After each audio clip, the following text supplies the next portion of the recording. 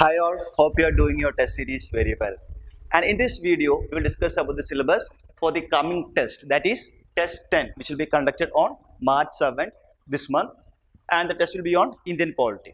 And the syllabus for the coming test will be regarding the President of India, Vice President of India, the Governor, the Prime Minister and his Council of Ministers, similarly the Chief Minister and his Council of Ministers, Attorney General, Advocate General, Union Territories, Judiciary, that is Supreme Court, High Court, subordinate courts, etc., various tribunals, local self-governments, cooperative societies, emergency provisions, constitutional bodies, non-constitutional bodies, elections and regard and anti-defection law, scheduled and tribal areas, citizenship, center-state relations, as well as current affairs.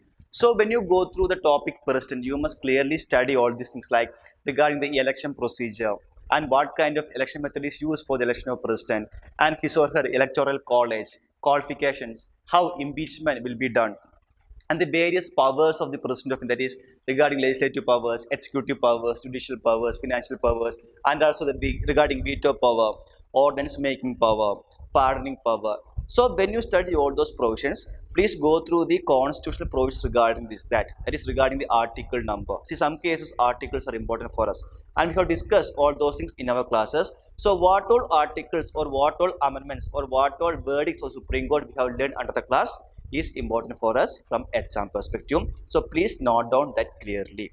Fine.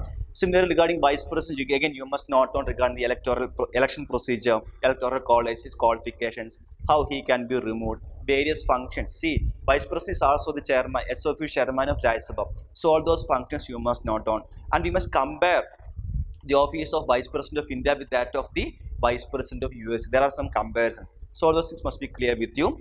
And when you study governor, you must compare it with that of the President of India. See, President is the head of state at the center, and similarly, Governor is the head of the state. Okay, the both enjoys almost similar powers, and those similarities as well as exceptions you must note down clearly. Fine. And regarding Prime Minister, you must note on selection and appointment procedure and his relation between the President, Council of Ministers, as well as Parliament. That power comparison is important for us. The same with that of Chief Minister at the state level. Fine. Then go through the Attorney General as well as Advocate General and how their appointment is done, their qualifications, their term of office, and there's various functions and rights and privileges you must clearly study.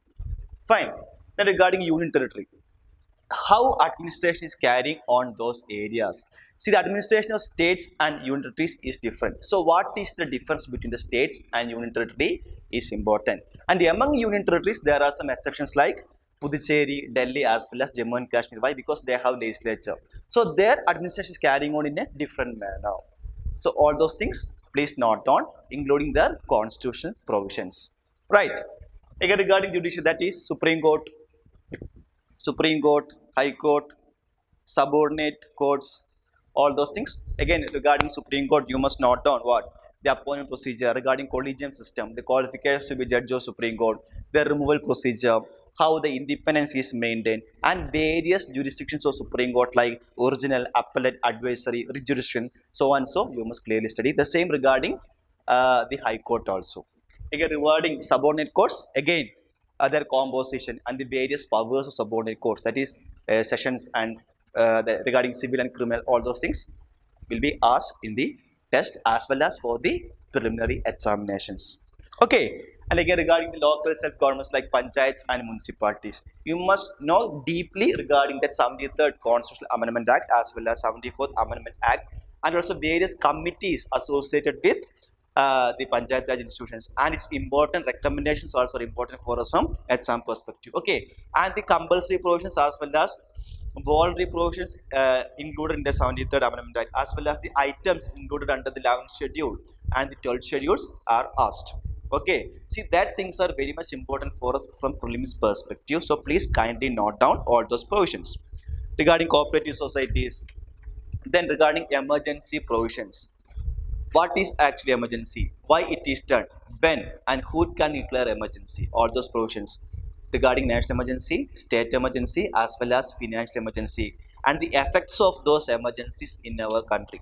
regarding central state relations or legislative or regarding financial relations, how those will affect our people or affect our administration, that please note down.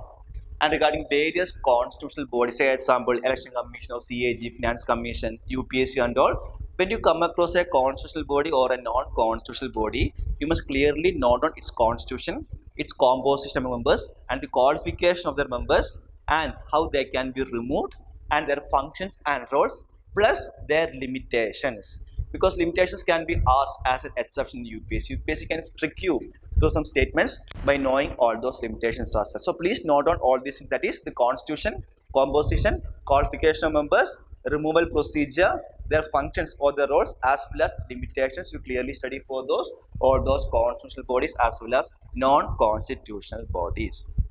When you go through the election process, that is how election is carried out in our country, regarding political parties and regarding anti-defection law, that is its various provisions, exceptions, the role or the importance of presiding officer regarding anti-defection law, and also please note on the merits as well as demerits of this anti-defection law. Okay, then you go to the scheduled as well as tribal areas and how administration is carried out in those areas regarding scheduled as well as tribal areas. That means you must note down the provisions under the fifth schedule as well as sixth schedule. Okay, then regarding citizenship, how it can be acquired and how it can be terminated, and the center state relations. Okay, then you go through the current affairs topics. So these all are the major topics which will be asked. See, out of this the questions can come. See, first of all, even if you know or does not know the questions, or even if you cannot reach at the answer, use some logics. Okay, use some logics and please try to attend at least 85 to 90 questions. See, some questions are very much easier and some can be moderate and some questions are really difficult. Even then, you must attend 85 plus or 90 plus questions.